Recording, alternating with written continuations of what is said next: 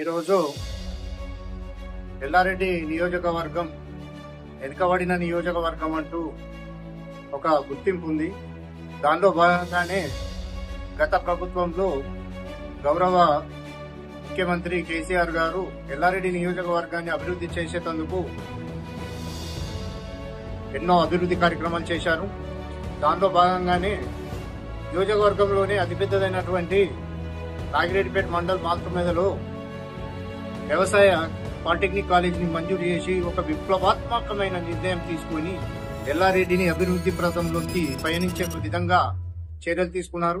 కానీ ఇప్పటి ప్రభుత్వం, కాంగ్రెస్ ప్రభుత్వం విద్యా సంస్థలను నిర్వీర్యం చేయడమా మరి పరిపాలనా లోపమా తెలియదు. కానీ ఇదే వ్యవసాయ పాలిటెక్నిక్ కళాశాలను తరలించేందుకు కుట్ర జరుగుతున్న సమాచారం మాకు అందింది.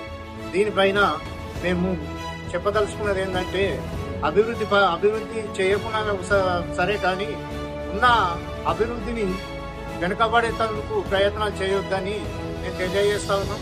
అంతేకాకుండా ఈరోజు టీఆర్ఎస్ పార్టీ తరఫున నేను తెలియజేసేది ఏంటంటే, గతంలో సైతం ఎల్లారెడ్డిలో ఇప్పుడు ప్రస్తుతం నడుస్తున్నటువంటి ఐటీఐ కాలేజీ, గవర్నమెంట్ కాలేజ్ ఏదైతే ఉందో అది గత 2 సంవత్సరాల క్రితం కూడా ఇక్కడ నుంచి ఎత్తివేయడానికి కుట్రలు చేశారు. అప్పుడు టీఆర్ఎస్ పార్టీ తరఫున మేమందరం కలిసి ముక్కుమ్మడిగా ఉన్నతాధికారులతో చర్చించి ఆ ఎత్తివేస్త కార్యక్రమాన్ని అక్కడికి పూర్తి చేయడం జరిగింది. ప్రస్తుతం కళాశాల నిర్వహిస్తున్నారు. అదే దృష్టితో ఈరోజు వ్యవసాయ పాలిటెక్నిక్ కళాశాలను ఎత్తివేసే కుట్ర జరుగుతున్నందున మేము త్వరలోనే ఆ కళాశాలను సందర్శించే కార్యక్రమాన్ని ఏర్పాటు చేస్తున్నాం. అందులోని లోటుపాట్లను గుర్తించి ప్రభుత్వం దృష్టికి పంపించడం జరుగుతుంది.